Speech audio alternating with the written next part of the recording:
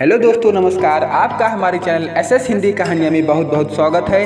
दोस्तों, कहानी का आनंद लेने के लिए कहानी को लास्ट तक देखें और कहानी पसंद आए तो वीडियो को लाइक और चैनल को सब्सक्राइब करना ना भूलें। तो चलिए शुरू करते हैं।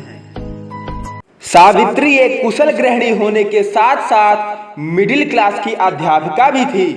उनके पति द्वारिका प्रसाद जी स्वास्थ्य विभाग में फार्मासिस्ट थे।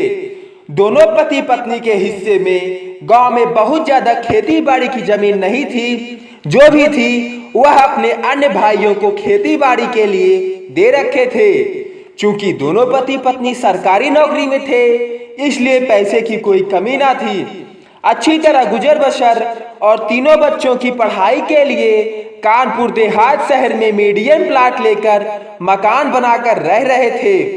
तीनों बच्चों में सबसे बड़ी मोहिनी थी, जो कि 11 साल की थी। रोहन 8 साल का और अंकित 6 साल का था। दोनों पति पत्नी नौकरी करते थे, इसलिए घर में काम करने और बच्चों की देखभाल के लिए एक आया आती थी। समय बीतता रहा, बच्चे बड़े होते गए। एक समय ऐसा भी आया कि बेटी की शादी की चिंता सताने लगी। चूंकि मोहिनी पढ़ाई पूरी करके एक प्राइवेट नौकरी में कंप्यूटर ऑपरेटर की नौकरी कर रही थी। अब तक वह 25 साल की हो गई थी, इसलिए माँ बाप भी उसका हाथ पीला करने के लिए लड़का ढूंढ रहे थे। काफी प्रयास के बाद सावित्री को अपने विभाग में ही एक लड़का मिल गया। उसको भी टीचर की नई नई नौकरी मिली थी। शादी की बात दोनों परिवारों में हुई। लड़का लड़की एक दूसरे को पसंद आ गए। दोनों परिवारों में शादी की बात पक्की हो गई और निश्चित समय पर मोहिनी की शादी हो गई। मोहिनी अपने ससुराल में आ गई। समय बीतता रहा।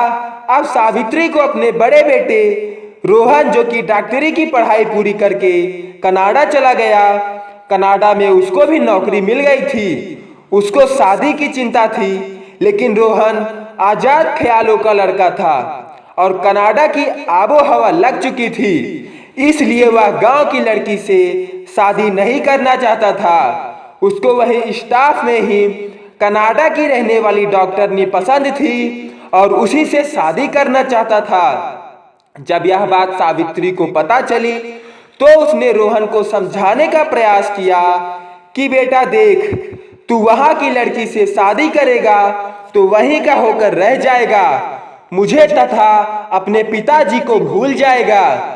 लेकिन रोहन के ऊपर माँ बाप की बातों का कोई असर नहीं पड़ा और उसने कनाडा में ही लव मैरिज करके अपना आशियाना बना लिया। अब सावित्री को कुछ नहीं सूझ रहा था कि क्या करें, क्योंकि रोहन के ऊपर कोई जोर नहीं चलता था। अब सारी आशा दूसरे बेटे अंकित के ऊपर थी। अंकित भी बेंगलुरु में आईटी कंपनी में नौकरी पा गया था।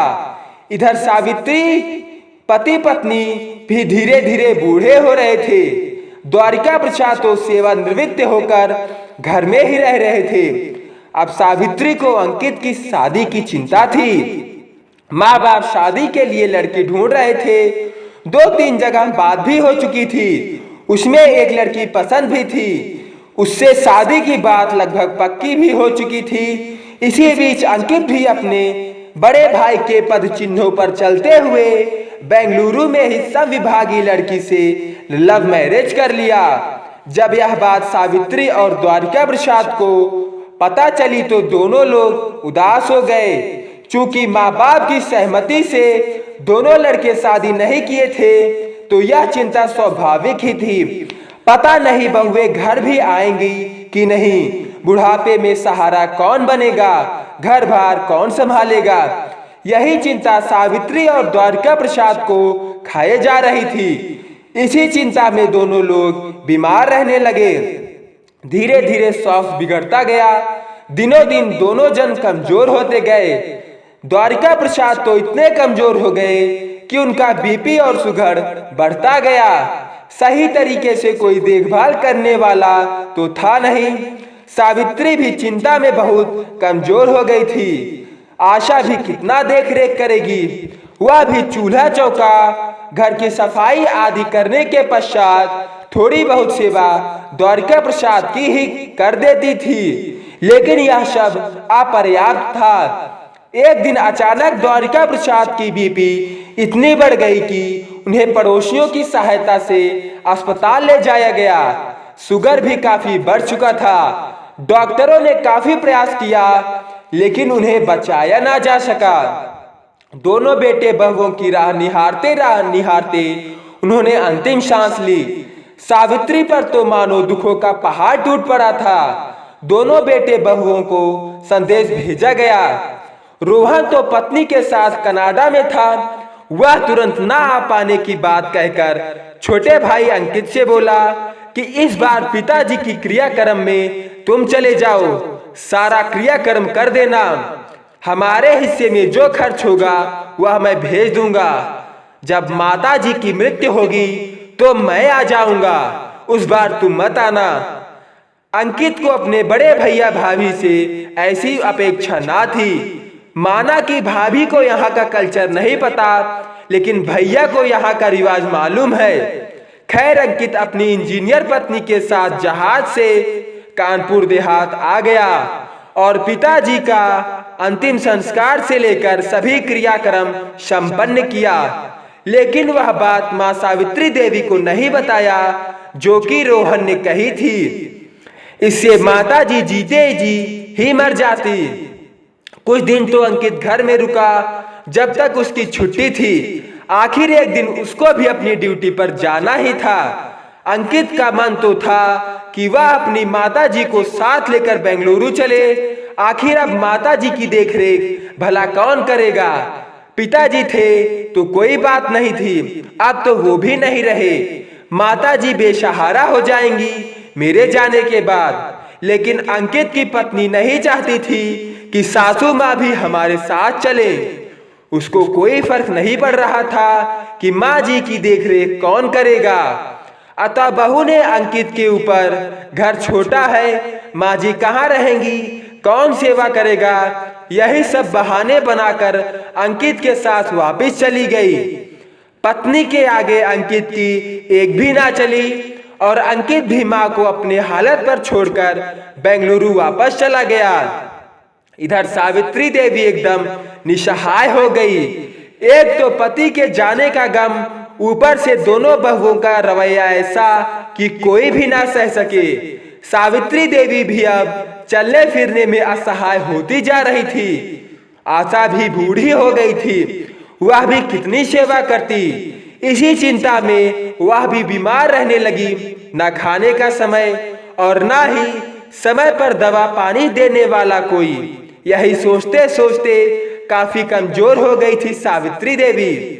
अब तो उठना बैठना मुश्किल था, करने वाला कोई नहीं, समय पर देख रहे। खाना पीना ना मिलने के कारण वह भी बीमार हो गई। बीपी इतना लो कि चक्कर आना, चलना फिरना मुश्किल हो चला था। जब पड़ोसियों ने रोहन और अंकित को सावित्री के बीमार होने की खबर दी तो किसी को कोई चिंता ना हुई। लेकिन करे भी तो क्या करें, रोहन के हिसाब से इस बार उसका नंबर था। अंकित भी पत्नी के दबाव में अपना पल्ला झाड़ लिया था। वह भी बोला, भैया इस बार आपका नंबर है, आप जाके माँ जी को देखो। आखिर माँ सावित्री देवी भी एक दिन काल के गाल में समा गई। दोनों बेटों को संदेश भेजा गया। अंकित बोला, मेरे पास टाइम नहीं है, क्योंकि वह तो पिताजी का क्रियाकर्म जो करके आया था। सावित्री देवी की डेड बॉडी 4 दिन तक रखने के पश्चात 5वें दिन बड़ा बेटा रोहन कनाडा से वापस आया, वह भी अकेले। उसकी पत्नी नहीं आई थी। उसका रोहन से कहना था कि वो तो तुम्हारी माँ है, मेरी माँ थोड़ी है जो मैं चलूं। आखिर में रोहन अकेले ही आया और अपनी माँ का अंतिम संस्कार किया। कहानी का तात्पर्य यह है कि पढ़ाई लिखाई, रुपया पैसा सब व्यर्थ हो जाता है अगर बच्चों में अपनी सभ्यता संस्कृति के अनुसार अच्छे संस्कार ना दिए जाएं। तो दोस्तों आज की कहानी में बस इतना ही। कहानी पसंद आई हो तो कमेंट बॉक्स में जरूर बताएं और ऐसी ही कहानियां सुनने के लिए कृपया चैनल को सब्सक्राइब और बेल आइकन को ऑल पे करना ना भूलें। तो मिलते हैं आपसे अगली वीडियो में। तब तक के लिए नमस्कार।